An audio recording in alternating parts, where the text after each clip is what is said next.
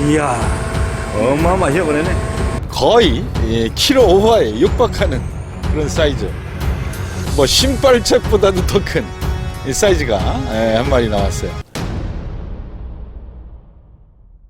이곳 묘도 창촌마을 방파제에서 우리 조사님들이 올해 봄철 마술을 지금 계속 하고 계십니다.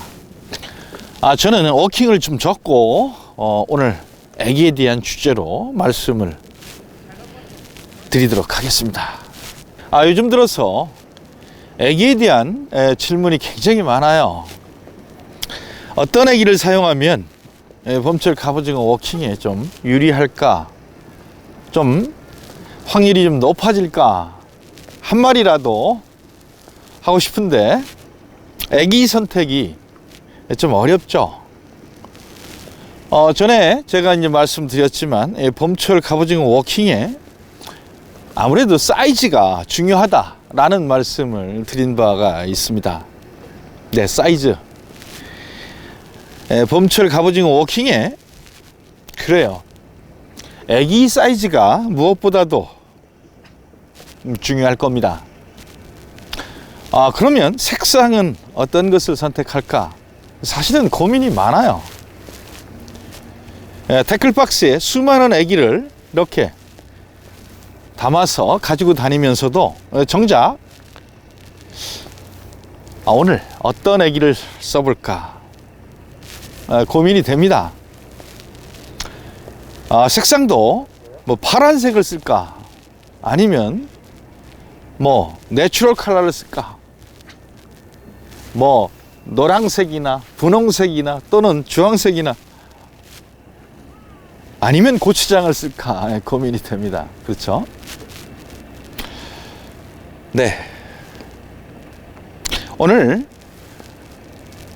애기에 대해서 이러저러한 말씀을 한번 드려보려고 하는데요. 글쎄, 오늘 말씀드리는 것이 저에게 애기에 대한 궁금증, 어떤 애기를 사용할까에 대한 답변이 될지 모르겠습니다.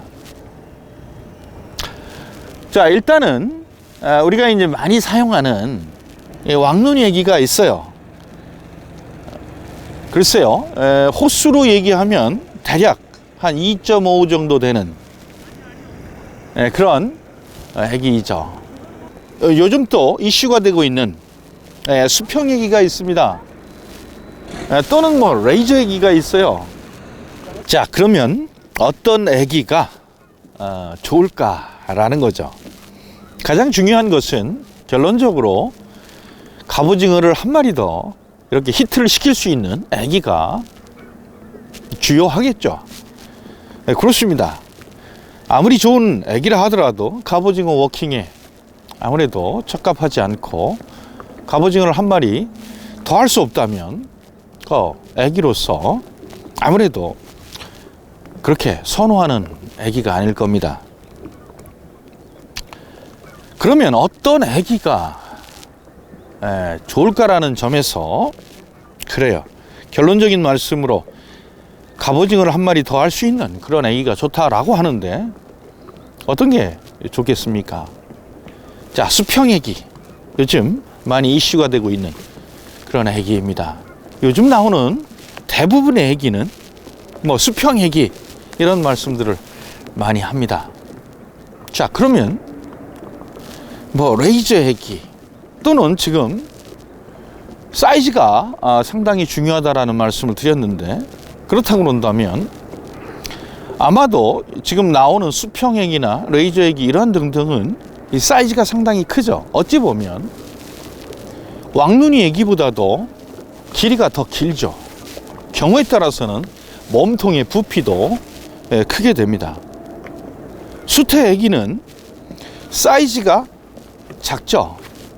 사실 제가 우리 시청자 여러분들한테 수태 애기, 특히나 이제 2호 정도의 애기를 추천을 드렸는데,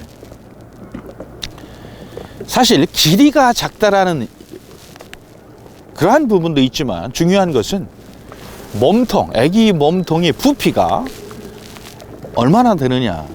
사실 왕눈이 애기를 비교한다면 2호 수태 애기 정도의 부피는 아마도 글쎄요, 대략 한 4분의 1, 한 5분의 1 정도의 부피를 가질 겁니다. 사실은 부피가 좀 작죠. 그러니까 갑오징어가 뭐 부담 없이 먹이로 먹을 수 있는, 특히나 봄철 민감한 시기의 갑오징어 워킹에 유리한 거죠. 그래서 요즘 들어서 2호 애기 많이 이렇게 찾아서 사용들을 하시고 계시죠. 그러면 2호 수태기가 가장 좋을까요? 그래요. 어찌 보면 상황과 포인트 여건에 따라서 조금은 달라질 거다, 이렇게 이제 말씀을 드릴 수 있겠습니다. 어느 게 확실히 좋다라고 얘기할 수는 없죠. 애기의 각각의 장점이 있기 때문에 그렇죠. 물론 색상에 대한 이런 부분도 제가 여러 번 말씀을 드린 적이 있습니다만, 나름 갑오징어 워킹에 갑오징어가 나름 선호하는 그러한 애기 색상이 있다라는 것이죠. 그런데 여기서 실제로 애기 색상하고는 상관없이 우리 조사님들이 선호하는 색상이 사실은 있게 됩니다. 이 색상으로 이를테면 뭐 분홍색 계열의 애기로 갑오징어를 많이 잡았다라고 했을 때, 그 조사님은 어떠한 색상보다도 분홍 색깔이 애기를 선택하게 될 거예요. 아무래도 경험적으로 갑오징어를 한 마리 더 했던 색상이 그분한테는 유리하다라고 판단하겠죠. 어떤 분은 파란색 계열 색상을 아무래도 선호하는 분이 또 있을 거예요. 다 조사님들 나름대로 이제 다르겠습니다만, 일반적으로 뭐 파란색, 그 다음에 녹색, 그 다음에 분홍색 등등 선호하는 색상들이 일반적으로 많은 분들께서 선호하는 색상들이 있죠. 자, 제가 애기 말씀을 드리면서 뜬금없이 이런 말씀을 좀 드리려고 합니다. 글쎄, 뜬금없다라고 말씀을 드려야 되는지 모르겠습니다만, 관련이 있기 때문에 우리 시청자 여러분, 좀 글쎄요, 우리 이제 중학교 정도의 과학 시간으로 돌아가서 나름 몇 가지를 한번 생각을 좀 해보도록 하겠습니다. 뭐냐면,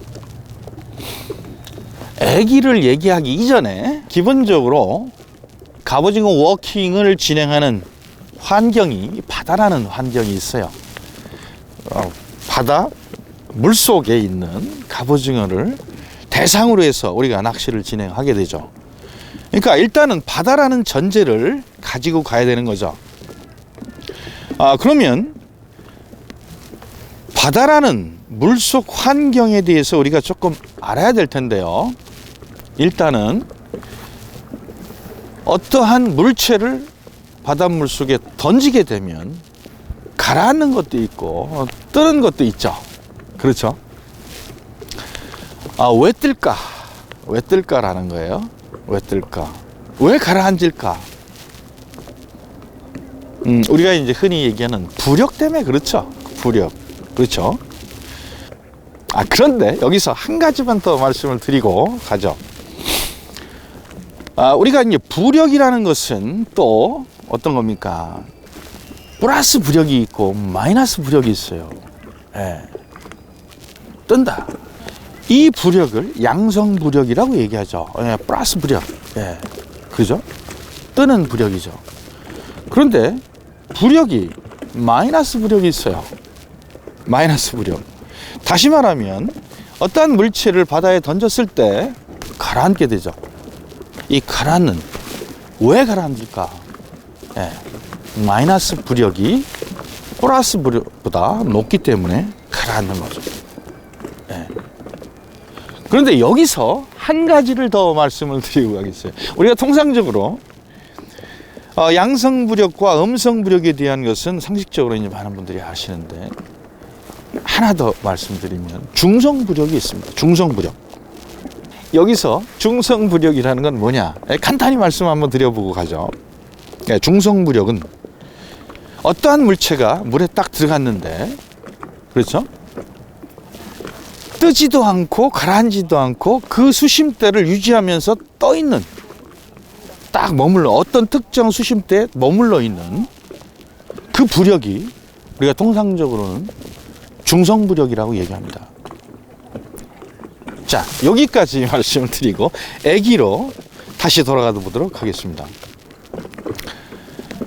네, 애기. 자, 우리가 애기는 뜨는 애기가 있고 가라앉는 애기가 있습니다. 네, 뜨는 애기가 있고 가라앉는 애기. 제가 전에도 몇 번 말씀을 드렸는데, 왕눈이 애기는 상당히 큰 장점을 하나 갖고 있어요. 뭐 다른 어떤 애기보다도 상당히 저렴한 왕눈이 애기. 채비를 하지 않고 바닷물에 탁 던져놓으면 탁 떠 있죠. 뜨는 성질, 다시 말해서 부력에 대한 것 중에 플러스 부력, 양성 부력에 대해서 말씀드렸는데, 이 애기, 왕눈이 애기는 물에 뜹니다. 들죠. 그렇죠? 그런데 왕눈이 애기를 싱커를 달아서, 다시 말해서 우리 뽕돌 뭐 3호, 4호 등등 이런 뽕돌을 달아서 채비를 해가지고 물속에 딱 집어넣게 되면 뽕돌이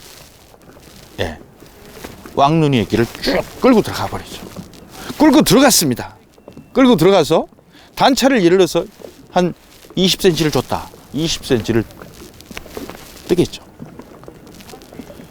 왜냐하면 나름 왕눈이 애기 자체가 부력이 있어서 그냥 채비를 안 하고 물에 던져 넣게 되면 뜨지만, 그거보다 더 무거운 뽕돌을 달아서 딱 집어넣게 되면 당연히 물에 가라앉게 되는 거죠. 그렇죠. 그런데 뽕돌이 바닥을 찍고 단차만큼 왕눈이 애기는 양성부력이기 때문에 뜬다라는 거죠. 그럼 요즘 많이 시판되고 있는 수평애기, 수평애기도 뜰까요? 한번 뜨는지 안 뜨는지 확인을 한번 해보셨습니까? 지금 현재 국내에서 판매되고 있는 거의 대부분의 수평애기들은 채비를 해서 물속에 딱 넣게 되면 뽕돌과 같이 물 바닥으로 가라앉습니다. 가라앉죠. 다시 말해서 수평애기, 뭐 보통 레이저 뭐 거의 비슷합니다. 레이저도 다 수평애기의 종류에 들어가니까. 그렇다면 우리가 뽕돌을 채우지 않고 수평애기를 물에다 탁 던져 넣게 되면 어떻게 되느냐?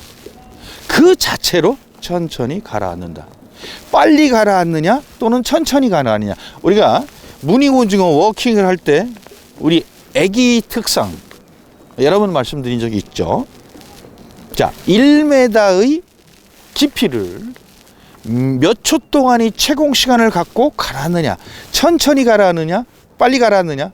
이를테면 1m를 3초에 가라앉느냐 또는 4초에 가라앉느냐, 5초에 가라앉느냐. 이게 나름대로 무늬오징어 애기의 기능이죠. 그러면서 몇 도 각도, 채비 각도가 어느 정도의 각도로 가라앉느냐, 이게 이제 주요한 기능이 될 거예요. 수평애기는 특정한 각도를 그리지 않고 그대로 가라앉는다라는. 자, 그러면 우리가 애기 말씀을 드리고 있습니다. 왕눈이 애기 중에 나름대로 뜨는 성질 조금 갖고 있고, 그런데 문제가 있죠. 왕눈이 애기는 수평이 안 잡혀요. 그래서 우리 이제 조사님들 중에 왕눈이 애기 이런 것들도 튜닝을 많이 해요. 수평을 잡아보려고. 조금 뒤에 말씀을 드리겠습니다만, 결론적으로 말씀드리면 저는 튜닝에 대한 이게 조금 글쎄요, 좀 예민한 얘기이기 때문에 제가 이제 말씀을 드려야 되나 말아야 되나 순간 그런 생각이 듭니다만 말씀을 드릴게요. 결론적으로 애기 튜닝은 일부는 긍정적인 면, 장점이 분명히 있어요. 그러나 큰 틀에서 수평을 잡는다라는 전제를 가지고 튜닝을 한다면 사실은 저는 그렇게 긍정적으로 보지는 않습니다. 그렇다고 우리 이제 튜닝을 해서 쓰시는 분들 이걸 하지 말아야 되느냐, 그런 말씀을 드리는 건 아니에요. 왜냐라는 것은 뒤에 말씀을 드릴게요. 자, 어쨌건 왕눈이 얘기는 좀 떠요. 단차만큼 뜨죠. 그런데 수평 얘기는 단차만큼 뜨질 않아요. 어차피 가라앉는 성질이 애기이기 때문에 그래요. 그 성질을 알아야지만 애기 선택을 잘 하실 수 있고, 애기에 따른 테크닉을 어느 정도 우리 조사님들께서 유리한 방향, 다시 말해서 장점을 살리는 방향으로 갈 수 있다는 말씀을 드리기 위해서 부력에 대한, 밀도에 대한, 그 다음에 생소한 중성부력에 대해서 말씀을 드렸던 겁니다. 자, 그러면 수평애기 같은 경우에 가라앉죠. 그 자체로 가라앉아요. 그렇기 때문에 어떻게 합니까? 단차를 이를테면 한 20cm를 줬어요. 그러면 어차피 가라앉으니까 텐션을, 그렇죠, 로드의 텐션을 잡아야 되겠죠. 그냥 계속 텐션 그 자체만을 두고 놔준다면 어떻게 됩니까? 물 위에 계속 텐션만 잡고 있으면 뜨죠. 그러다가 텐션을 어느 정도, 표현이 그런지 모르겠습니다, 느슨하게 깨줄 필요가 있는 거예요. 수평 애기는 특성이 어차피 수평을 잡고는 있어요. 올라왔다 내렸다 하면서 그 수평 그 자체를 잡고 하는 특성을 지닌 그런 애기지만, 그냥 놔버리게 되면 가라앉기 때문에 텐션을 걸어줘서 애기를 끌어올려야 되죠. 그렇죠? 뽕돌이 끌리지 않는 범위 내에서 당겨서 끌어올려주는 거죠. 그런 다음에 텐션을 어느 정도 놔주죠. 그렇게 되면 얘가 서서히 가라앉겠죠. 다시 텐션을 잡아서 끌어올렸다가 놔줬다가, 이러한 액션이 필요한 거죠. 수평 얘기라고 해서 그냥 놓고 계속 기다리는 것이 바람직한가? 그게 아니라는 거죠. 자, 그러면 왕눈이 얘기에 대해서 보죠. 왕눈이 얘기는 수평은 제대로 안 맞아요. 개 중에 하나 정도 이 수평이 딱 맞는 것도 있고, 꼬리가 올라가는 것도 있고, 우리가 이제 뒤에 바늘이 있는 훅 부분이 있죠. 이 꼬리 부분이 하늘로 이렇게 쳐들리는 것도 있고, 또는 바닥으로 내려가는 것도 있고, 나름 왕눈이 같은 애기를 사용할 때에도 어떻습니까? 텐션은 어느 정도 이렇게 자꾸만 있으면 떠 있죠. 떠 있어요. 그러다가 텐션을 좀 놔주면 어떻게 돼요? 가라앉을까요? 어차피 떠 있죠. 그래서 어떻게 합니까? 가급적이면 왕눈이 얘기는, 수평 얘기 같은 경우는 이렇게 이제 액션을 여러 번 줘도 상관없지만, 기본적인 것은 텐션을 잡았다가 놔주는 그런 역할이 중요한 것이고, 왕눈이 얘기는 살랑살랑 흔들어주는, 꼬리가 위아래로 흔들어주게 되면 어떻게 됩니까? 위아래로 살랑살랑 이렇게 움직여주죠. 뒤에 훅 부분, 그렇죠, 바늘 부분이 위아래로 아무래도 합사 원줄에 매달려 있기 때문에, 그렇죠, 핀도레로 연결되어 있지 않습니까? 이렇게 흔들어주는 액션이 필요한 거죠. 필요한 겁니다. 약간의 미묘하지만 액션이 차이가 분명히 있다라는 거예요. 왕눈이 애기와 수평이가 그렇다는 거죠.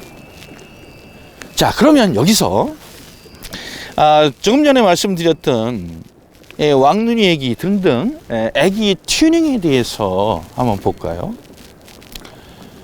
우리가 수심에 따라서 또는 조류에 따라서 좀 영향을 받아요. 우리가 이제 저수지 같은 아주 잔잔하고 조류가 전혀 없는 곳에서 우리가 워킹을 진행하는 것은 아니죠. 이 바다라는 특성이 조금 전에 뭐 부력이라든지 뭐 부력에는 뭐 몇 가지 말씀드렸고요. 그 다음에 나름 뭐 밀도에 대해서도 이제 말씀을 드렸는데, 그거와 더불어서 중요한 두 가지가 있죠. 어떤 게 있습니까? 네, 그거는 이 바다의 특성. 바닷물은 움직인다. 세게 움직이느냐 또는 작게 움직이느냐, 이 차이는 있지만 약간이라도 움직인다. 조류죠, 조류. 조류가 있어요. 조류라는 변수가 하나 있고, 또 하나는 뭐냐가 있냐면, 두 번째, 수압이라는 게 있습니다. 수압. 사실 수압이라는 게 굉장히 중요해요. 조류도 물론 중요하지만 두 가지 큰 변수가 있습니다. 뭐라고요? 수압, 조류. 그렇죠. 자, 수압에 대해서 우리가 이제 한번 생각해 봐요. 수압. 우리가 3호봉돌을 한번 가정을 해 보겠습니다. 3호봉돌로 채비를 해서 캐스팅을 합니다. 수심이 5m가 안 돼요. 뭐 이를테면 한 4m라고 가정을 하고 말씀드립니다. 3호봉돌로 가정을 해요. 거의 뽕돌이 무게를 느끼지 않을 정도로 릴링이 됩니다. 그런데 수심이, 우리가 워킹을 하는 수심이 한 10m가 넘어가요. 이를테면 10m라고 가정하겠습니다. 3호 뽕돌로 10m와 4m 비교했을 때 채비를 액션을 주고 릴링을 하게 되면, 이렇게 로드로 당겨보면 10m의 수심, 뽕돌은 같고 채비도 뭐 애기가 똑같다라는 전제, 모든 채비가 같다라는 전제를 가지고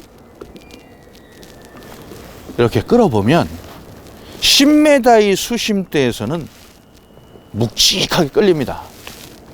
조류는 똑같다라고 가정했을 때 말씀을 드리는 거예요. 만약에 10m가 그 이상 넘어간다면 더 묵직하게 끌 거예요. 그래서 우리 시청자 여러분들한테 제가 갑오징어 워킹에 3호 내지 4호 정도를 추천하는 이유가 그렇습니다. 수심대와 상관없이. 만약에 어떤 분께서 한 8호 정도의 뽕돌을 쓰신다고 그러죠. 한 4, 5m에서 나름대로 끌어봤을 때와 한 15m 정도 나오는 데서 그 8호 뽕돌을 끌게 되면, 그 8호 뽕돌이 우리 조사님들이 느끼는 무게감은 거의 갑오징어가 한 마리 올라타 있는 그러한 무게로 느껴진다라는 거죠. 아마 갑오징어 워킹을 조금이라도 해보신 분들은 아실 겁니다. 수심이 오늘선 포인트가 좀 10m 이상인데 끌어봤더니 전에 느낌보다 왜 이렇게 무겁지? 힘이 많이 들어가요. 당기는데도 액션 주기도 부담스러워요. 묵직하게 되죠. 그래서 이게 갑오징어가 올라탔나 챔질해보면 없고, 묵직해가지고 챔질해보면 없고, 뭐냐? 제가 말씀드리려고 하는 수압 때문에 그래요. 수압. 그래서 수심이 깊다 그래서 빨리 채비를 가라앉히려고 나름 뽕돌이 무게를 올리게 되면 무게감조차도 못 느끼는 경우가 많이 생기게 되는 거죠. 입질을 파악을 한다? 이거 자체가 어려워져요. 어렵죠. 물론 제가 3호, 4호에 대한 뽕돌을 강조를 해서 말씀을 드렸지만 그 이하 2.5 이후를 쓰셔도 좋아요. 네, 좋습니다. 정말 그렇게 쓰시는 분들은 이미 나름대로 고수익 반열에 올라가신 분들이에요. 그런데 제가 지난 시간에도 워킹에 대한 밸런스를 말씀드릴 때 우리 초심자 여러분들이나 또는 중급자 여러분들께서 2호 정도의 뽕돌을 사용한다는 것은 어려움이 있어요. 예, 어려움이 있습니다. 어느 정도 구력이 좀 붙으신 고수분들 아니면 좀 어려움이 있습니다. 예. 왜냐? 바닥을 읽지를 못해요. 바닥을 읽지를 못합니다. 제가 전 영상에 바닥을 좀 확인을 해서 나름대로 갑오징어 어떤 특정 위치를 집중적으로 공략을 하셔야 된다 라는 말씀을 여러 번 드렸고, 대표적으로 뭐 그림을 그리자 이러한 영상도 제가 선을 보였습니다. 네, 그렇죠. 그런데 뽕돌이 가벼워지면 좋긴 한데 입질에 대한 감도는 굉장히 좋아지는데 바닥을 읽지 못해요. 물 위에 이렇게 둥둥 떠 있는 그런 느낌을 받는 분들이 거의 대부분일 거예요. 어느 정도 수준이 되지 않으면.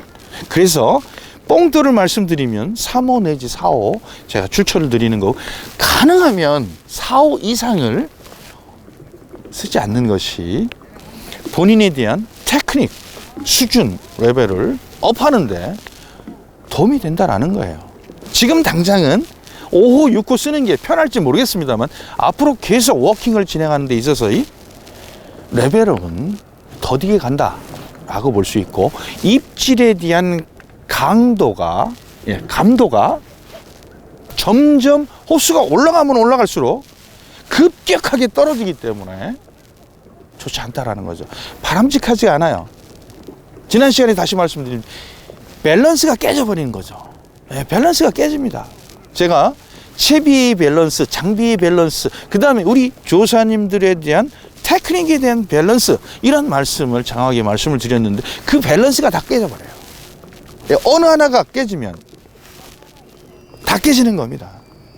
그렇기 때문에 이 밸런스라는 거는 하나하나의 밸런스도 중요하지만 종합적으로 채비와 장비와 조사님 이 삼위일체의 밸런스가 맞아야 되는데 그 중에 하나가 깨지면 아무리 테크닉이 좋은 분이라 하더라도 채비가 깨졌어요. 그러면 밸런스는 쭉 떨어진다라는 거죠. 장점보다는 단점이 더 많아진다, 이렇게 말씀을 드릴 수 있는 거죠. 이야, 어마어마해 보내네.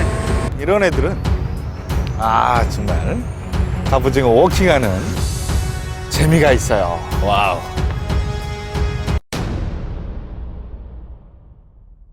자, 다시 돌아가서 애기에 대한 말씀을 드리다가 수압에 대한 설명을 드리느냐고 뽕돌에 대한 말씀을 드렸습니다. 수압. 그 다음에 또 하나, 우리가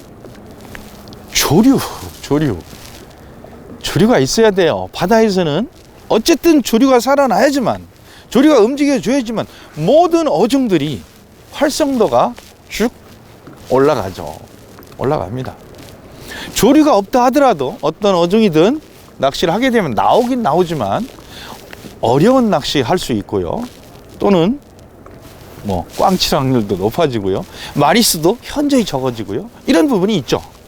그런데 제가 여기서 말씀드리는 조류는 애기에 대한 조류다라는 거죠. 자, 우리가 이런 게 있어요. 왕눈이 애기를 채비를 해가지고 물속에 집어넣습니다. 채비가 이를테면 수심이 5m라고 가정하겠습니다. 5m 바닥을 찍었어요. 단차를 20cm 줬습니다. 20cm 위에 수평으로 딱 떠 있을까요? 거의 대부분은 꽁지가 하늘로 이렇게 향해서 쳐들려 있다라는 거죠. 쳐들려 있어요. 쳐들려 있죠. 제가 말씀드리는 것은 조류가 없다라는 가정하에 그렇다는 거죠. 그걸 어떻게 할 수 있냐면 쉽게 설명을 드릴게요. 우리가 튜닝을 합니다. 아까 그 말씀 드렸죠. 애기를 튜닝을 합니다. 튜닝을 한다는 것은 가장 많은 튜닝은 수평을 잡는 겁니다. 애기 수평을 잡는 거죠. 그죠? 그래서 여러 방법이 동원이 돼요. 우리 유튜브 상에도 애기 튜닝에 대한 영상들이 많은 걸 알고 있습니다. 다시 말씀드리죠. 저는 바람직하지 않다 이렇게 보고 있어요. 자, 튜닝을 하는데요. 우리가 보통 튜닝을 해서 그걸 바닷물 떠다가 이렇게 이제 하는 것도 아니고 보통 수돗물 받아서 한번 민물에다 이렇게 담궈서 수평을 잡는 경우가 많습니다. 그러면 채비를 하지 않고 물에 딱 올려놨을 때 물론 뜨죠. 수평을 잘 잡고 떠 있습니다. 그렇죠. 바닷물, 민물은 아니야. 바닷물에 넣으면 아무래도 이제 염분이 있기 때문에 부력이 더 강하죠. 그러니까 바닷물로 한번 테스트 해보자 해서 수평을 딱 잡았어요. 나름대로 튜닝을 해서 잡았습니다. 그게 물속에 들어가면 그 수평이 잡혀 있을까요? 안 잡혀 있다라는 거예요. 안 잡혀 있다라는 거예요. 가장 정확하게 나름대로의 애기 수평 밸런스를 잡으려면 사실은 내가 공략하고자 하는 수심대, 방금 전에 수압을 말씀드렸잖아요. 수압에 따라서 다 다릅니다. 이 밸런스가 다 달라요. 수평에 대한 밸런스가 다 다릅니다.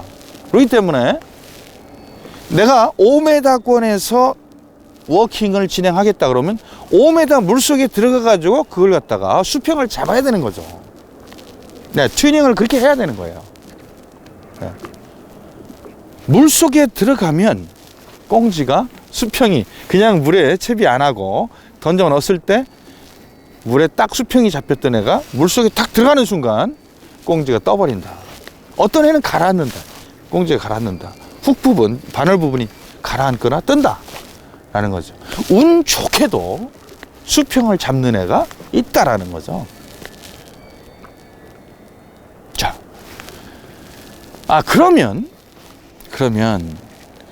튜닝을 안 한 상태에서 대부분은 이 바늘이 있는 훅 부분이, 이 꽁지 부분이 채비를 해서 바닷물 속에 딱 던져 넣어가지고 워킹을 우리가 하는 필드에 바닥을 찍었을 때 꽁지가 이렇게 들려 있느냐? 들리기 때문에 보통 튜닝을 하죠. 우리가 채비를 해서 우리가 이제 방파제 같은 경우에 확인할 길이 좀 쉬워요. 이 계단처럼 돼 있는 이런 구조물에 물에 계단이 한 절반 정도 잠겨 있다 그럴 때 채비를 딱 해가지고 왕눈이 같은 거 딱 담궈 보면 이 밸런스가 깨져 있죠. 수평이 거의 없어요. 자, 그러면 꽁지가 거의 들렸다고 칩시죠. 들렸어요. 그럼 꽁지가 들렸을 때 갑오징어가 물어주지 않느냐? 잘 물어요. 수평이 안 잡혀도 물립니다. 잘 잡혀요. 자, 제가 2호 수태기 앞에 싱크를 가급적이면 한 절반 정도 잘라내고 하면 더 좋겠다. 좀 약간 애기를 뜨는 양성부력을 주게 되면 뜨겠죠. 그러니까 단차만큼 떠 있는 거죠. 물속에 들어가서. 그죠? 그냥 집어넣으면 같이 가라앉겠죠. 잘라주는 게 아무래도 히트 확률이 좋겠죠. 그래서 제가 작년 이맘때쯤에 제가 수태기 사용으로 한편 나름 근거 영상을 마련해서 제가 이제 올려드린 적이 있어요. 이 수태기를 앞에 싱크를 절반 정도 잘라가지고 그냥 채비를 하지 않은 상태에서 물에 탁 넣게 되면 어떻게 되냐면 대부분 수평을 딱 잡습니다. 물에 딱 떠요. 앞에 있는 2호 애기 나름대로 앞부분과 뒷부분이 딱 수평을 잡고 떠 있어요. 물속에 들어가면 어떤지 아십니까? 얘도 꽁무니가 딱 들려버려요. 예, 들려버립니다. 예, 채비해가지고 물에 담궈보면 알아요. 바닷물에 딱 담궈보면 떠오게 됩니다. 왜 그러냐? 애기의 앞부분과 중간 부분과 뒷부분에 대한 부력 밸런스가 안 맞았기 때문에 수평이 안 잡힌 거죠. 안 잡혔죠. 여기서 이걸 한번 보죠. 우리가 일반적으로 대부분의 애기를 이렇게 이제 셋업으로 잘라보면 공기주머니가 있습니다. 공기주머니가 있어요. 부력을 더 극대화하기 위해서 공기주머니가 있어요. 보통 이제 플라스틱류로 이제 만들어진 애기가 일정한 공기주머니가 있습니다. 공기주머니. 그 공기주머니가 양성 부력을 갖게 돼요. 더 갖게 되죠. 그러면서 앞에 싱커와 뒤에 훅 부분과 나름대로 균형을 맞춰서 지금 수평 애기가 나와 있는 겁니다. 거기에다가 이제 천을, 이렇게 무늬에 대한 천을 입혀놓은 거죠. 지금 수평 애기는 그렇습니다. 앞과 뒷부분에 대한 나름대로의 균형을 맞춰서 하는 거예요. 다시 말해서 마이너스 부력이 수평을 맞춰서 수평을 잡은 상태에서 가라앉을 수 있도록 고안돼 설계돼서 상품화된 이것이 수평액이죠. 수평액이에요. 그런데 2호 액이 같은 경우 보면 꽁무니가 들렸어요. 제가 조류 말씀을 드리다가 이 말씀을 드렸는데 무슨 말씀을 드리고 싶냐면 물속에 채비가 들어가서 애기가 있습니다. 그런데 우리가 이제 그 채비를 하지 않을 때와 채비를 할 때와 다른 점이 뭐냐면 갑오징어 워킹에서는 뽕돌을 우리가 사용하죠. 그죠? 뭐 3545 사용해요. 사용하게 됩니다. 그러면 이 뽕돌이 채비의 주요한 싱커 역할을 하죠. 단 역할을 해요. 딱 잡고 있죠. 당기고 있습니다. 밑으로. 그렇죠? 그런데 왕눈이 액이나 2호 액이 앞에 조금 잘라서 2호 액이 뭐 다 같겠습니다만 꽁무니가 이렇게 들려 있는 상태에서 떠 있죠. 그런데 거기다가 조류가 쫙 밀어줘요. 조류는 어떤 성질을 갖냐면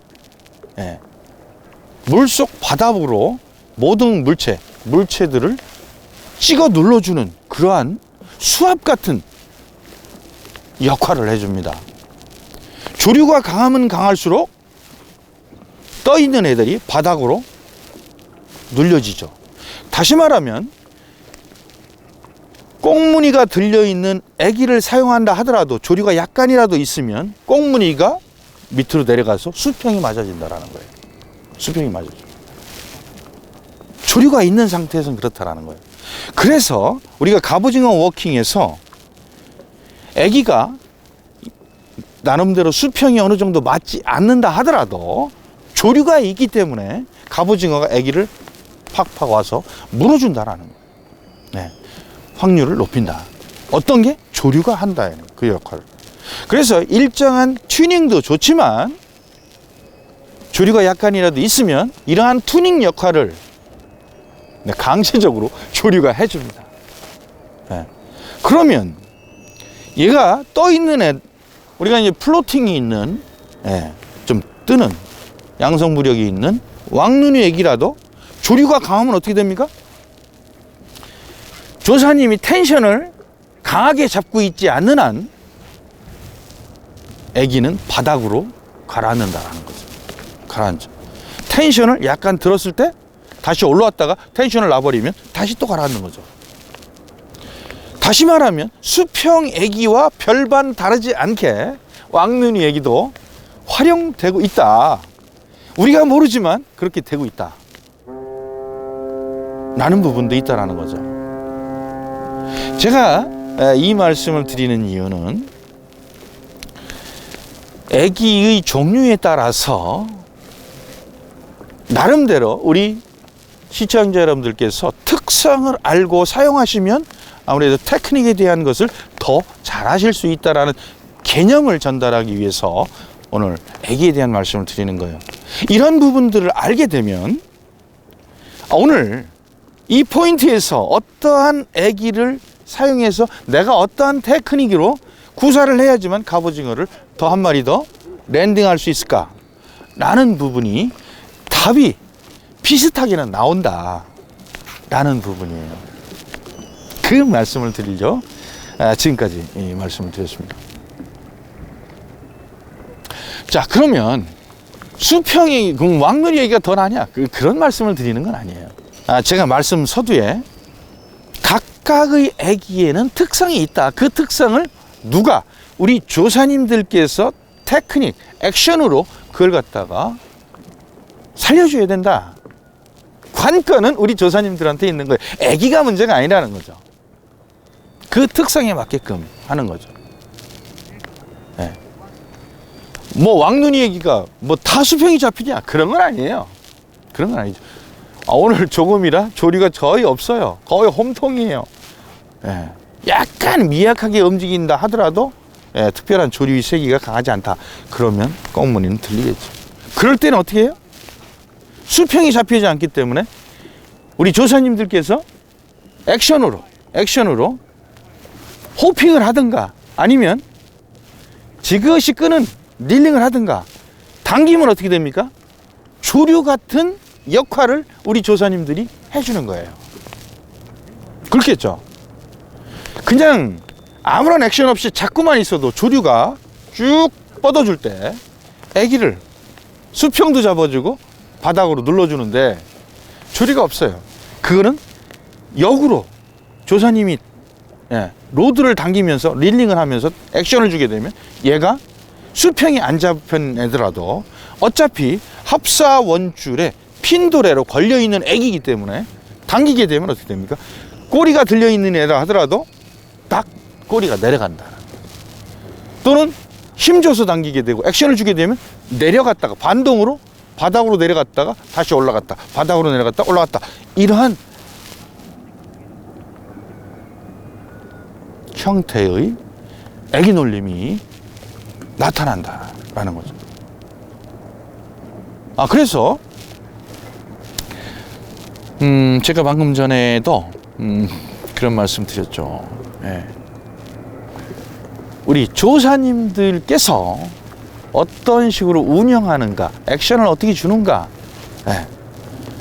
애기 운영 방법에 따라서 설령 수평이 맞지 않는다 하더라도 어느 정도의 그 효과를 볼 수 있는 거죠. 지난 시간에도 말씀드렸지만 왕눈이 얘기만 있을 때에도 우리는 갑오징어를 많이 잡았고 지금 현재에도 왕눈이 얘기로 많은 갑오징어를 찾고 있어요. 물론 수평 애기는 당연히 우리 조사님들이 어떤 특별한 액션 없이도 딱 수평을 잡아주니까 나올 것 같다 라고 생각하실 수 있는 거예요. 다만 조금 아까 말씀드렸잖아요. 얘네들도 다 가라앉아요. 마이너스 부력이 강한 애들입니다. 조금 빨리 가느냐 늦게 가느냐 천천히 가느냐 이 차이예요. 얘들을 놀려주는 건 누구요? 우리다. 우리가 그걸 해줘야 됩니다. 잡았다 놔주고 잡았다 놔주고 이걸 해줘야 되죠. 방법은 약간의 뭐 큰 틀에서는 뭐 어찌 보면 다 같습니다만 약간의 테크닉이 좀 다른 부분이 있다 라고 볼 수 있고 글쎄 저는 그렇게 생각합니다. 예전 갑오징어 워킹을 하신 분들은 참 글쎄요 갑오징어 개체가 지금보다는 월등히 많았다 이런 말씀들을 하시는데 사실 제가 봐도 그거는 맞을 거예요. 그러나 지금 현재에도 갑오징어의 자원은 많습니다. 어떠한 어종에 비해서 연안에 갑오징어 자원은 현재에도 많습니다. 그렇기 때문에 어떠한 애기를 사용한다 하더라도 그 특성에 맞는 우리 조사님들이 테크닉이 발휘된다면 별 문제가 없다라고 볼 수 있는 거죠.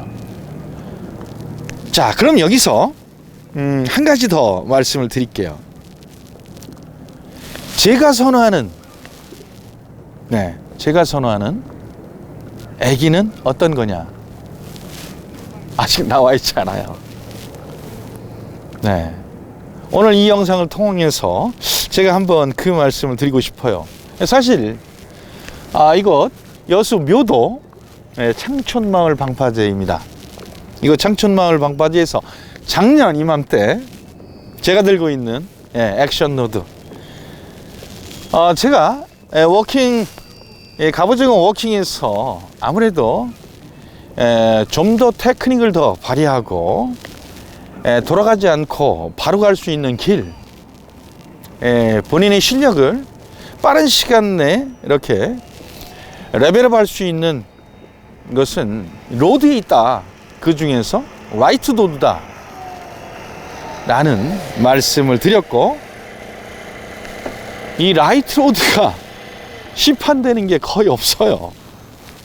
그리고 갑오징어 워킹 전용 로드로 나와 있는 그런 애들이 없었죠. 로드가 없었어요. 그래서 오래전부터 고민하던 그러한 부분들을 작년 이 방파제에서 말씀드린 적이 있어요. 그래서 탄생한 것이 지금 여러분들이 많이 보고 계신 액션 로드이죠. 갑오징어 전용 로드. 지금 여기서 이런 말씀 좀 그렇긴 합니다만 한 말씀 더 드리면, 제가 만들었죠. 국내 최초로 갑오징어 워킹 전용 로드를 만들었어요. 이 방파제에서 우리 시청자 여러분들한테 말씀을 드렸습니다. 제가 한번 만들어 볼까요? 이런 말씀을 드렸죠. 1년 만이네요. 자, 올해 애기에 대한 얘기 한번 해보겠습니다. 제가 선호하는 애기는 사실은 뭐냐면 왕눈이 애기 장점과 수평 애기 장점을 모두 갖는 애기예요. 그러면 좋겠죠, 그죠? 당연히 좋지 않겠습니까, 그죠?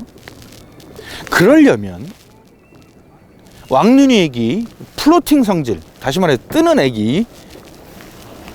애기와 그 다음에 수평 애기, 떠 있는 상태에서 수평을 잡아주는 그 애기, 이게 믹싱된 그런 애기일 거예요. 그러면 지금 현재 왜 갑오징어 워킹에서 시판되고 있는 수평 애기가 다 가라앉을까? 띄울 수 없기 때문에 그런 거예요. 띄울 수 없기 때문에 그렇습니다. 왜 띄울 수 없느냐? 어떠한 특정 수심대라면 가능할 수 있겠습니다만, 범용으로 우리가 갑오징어 워킹을 진행하는 10m 정도까지는 플로팅 수평을 맞춰줘야 되는데, 지금 나와 있는 대부분이 시판되는 수평 애기들은 어떤 부분이 문제가 있냐면, 어려운 거냐면, 문제점보다는 어려움이 클 겁니다. 중성부력을 잡을 수가 없어요. 중성부력을 잡을 수가 없어요. 그렇죠. 떠있게는 할 수 있습니다. 어떤 것이 왕눈이 애기, 또는 2호 수태 애기를 앞에 납 부분, 싱커 부분 어느 정도 잘라내면 뜨게 됩니다. 뜨게 되는데 수평을 못 맞춰요. 수평을 못 맞춥니다.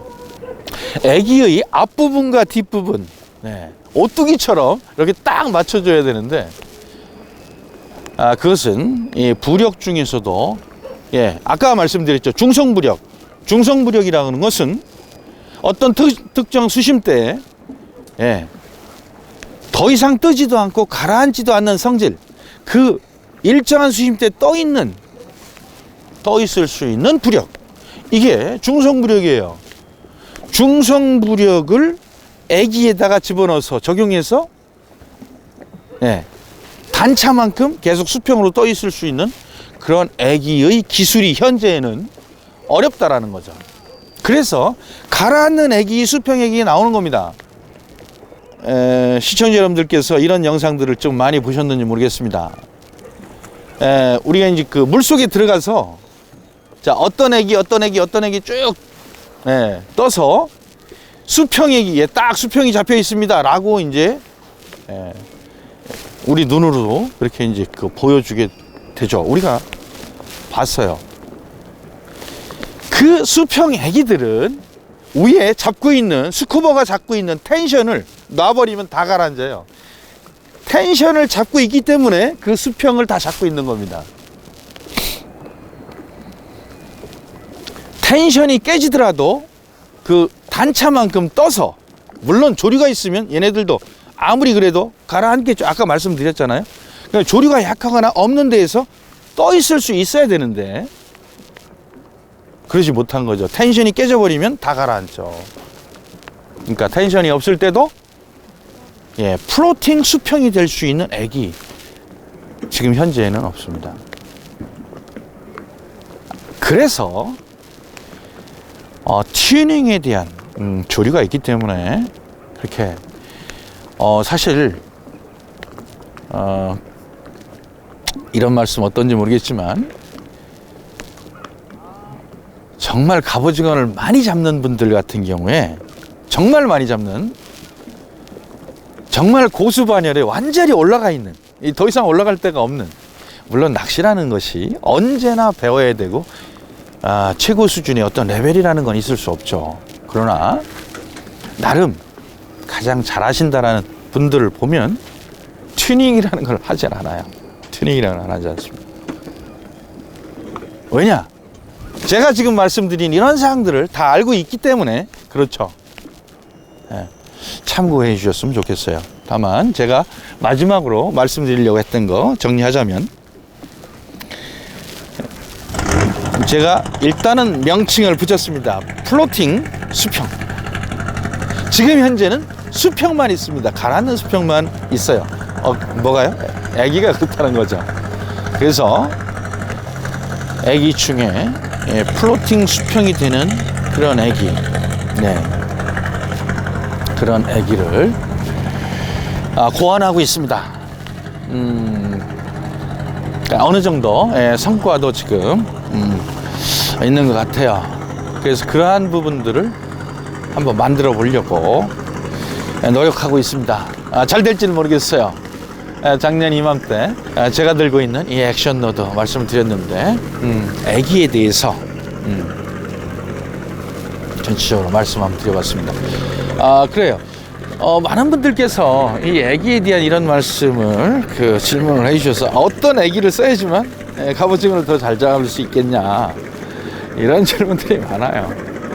사실은 이건 답이 없어요. 답이 없습니다. 다만 오늘 중간중간 말씀을 제가 핵심적으로 드렸습니다만, 가장 중요한 거는 애기의 특성을 파악하셔야 된다는 거예요. 본인이 사용하는 애기의 특성을 파악하셔야죠. 그래서 그 특성에 맞는 테크닉, 다시 말해서 액션, 이러한 부분들을 적용하셔야 됩니다. 그러면 어떤 애기를 사용하더라도 거의 같아요. 다만 봄철에는 애기 사이즈를 좀 낮추는 것이, 어떤 색상을 사용해도 좋은데 사이즈를 낮추는 것이 좋다. 사실 사이즈라고 제가 말씀드리면 글쎄요, 이렇게 이해하시는 분들이 많아요. 애기 길이를 얘기합니다. 길이. 사실 왕눈이 애기하고 2호 애기하고 이렇게 비교해서 재보면 1cm 정도의 남짓 차이밖에 나지 않습니다. 뭘 가지고 말씀드리냐? 부피예요. 애기 사이즈 부피를 말씀을 드립니다. 이 부피가 작은 애기일수록 봄철에는 유리하다, 이 말씀을 제가 계속 드린 거예요. 그 부피가 2호니까 아무래도 적겠죠, 그죠? 글쎄요, 제가 2호 애기를 추천을 했습니다만 왕눈이 애기 밑으로 쭉 내려오다 보니까 우리 수태 애기 중에 쓸만한 애기가 2호밖에 없었어요. 사실 지금 나오는 요즘 시판되고 있는 수평 애기는 아까 말씀드렸는지 모르겠습니다만 왕눈이 애기보다 길이가 더 길어요. 보통 일반적으로 차이는 있습니다만 보통 길이는 한 10cm에서 11cm 정도 되고 무게가 9g에서 한 10g, 많게는 11g 정도 됩니다. 지금 시판되는 수평 애기들이 대부분 그래요. 그냥 퉁쳐서 10g에 한 10cm 정도 된다. 이렇게 이제 보시면 될 거예요. 그래서 제가 생각할 때는 말씀드린 것처럼 플로팅 수평이면 좋겠다. 한 가지가 있고 또 한 가지가 있다면 왜 한 2.25 정도의 애기가 없는지 모르겠어요. 그러면 봄철과 가을철 전천으로 다 이렇게 이제 사용하고 경우에 따라서 특정 활성도가 좀 민감하다든지 뭐 특히 봄철 갑오징어 워킹하는데 2호 애기를 많이 쓰지만 그리고 이제 가을철에 갑오징어가 상당히 좀 예민하고 민감할 때 상당히 특효약처럼 듣게 됩니다. 그런데 그렇지 않고 활성도가 좋다든지 이럴 때 사실은 2호 애기는 좀 작아요. 오히려 왕눈이 애기가 좋은 그런 환경적인 워킹 장소들이 꽤 많고 시기적으로 또 그렇죠. 그래서 두 번째는 뭐냐면 한 2.25 정도 2.25 정도의 그러니까 갑오징어 워킹 하는데 왕눈이 애기 또는 수평 애기 이런 사이즈의 부피의 한 절반 정도. 지금 수태기 같은 경우는 한 4분의 1, 5분의 1 정도 되거든요, 부피가. 그렇기 때문에 한 절반 정도 돼주는 한 2.25 정도의 애기를 누가 좀 만들었으면 좋겠다 싶은데 만드는 사람이 없어요. 그래서 제가 이 두 가지를 한번 고안해서 해보도록 노력해 보도록 하겠습니다. 어쨌든 오늘 장황하게 애기에 대한 그런 말씀을 드렸습니다. 궁극적으로는 제가 중간중간 말씀드렸지만 애기 특성을 정확하게 파악해서 나름대로의 우리 조사님들이 액션과 테크닉 이 발휘를 얼마만큼 하느냐에 따라서 애기 종류에 관계없이 갑오징어 얼굴 보는데 더 유리할 거다 이런 말씀을 드립니다. 오늘 제가 뭐 낚시도 하지 못하고 그런데 다른 분들이 낚시 하시면서 워킹 하시면서 갑오징어를 랜딩하는 모습은 제가 영상에 중간중간 쫓아가서 다 담았습니다. 다 담았어요. 그래서 오늘 영상은 제가 랜딩하는 모습은 못 보여드려도 이곳 여수 묘도 창촌 방파제 갑오징어가 완전히 붙었다 이런 정보를 우리 시청자 여러분들에 전달드리면서 오늘 마치도록 하겠습니다. 시청자 여러분 늘 감사드립니다. 고맙습니다.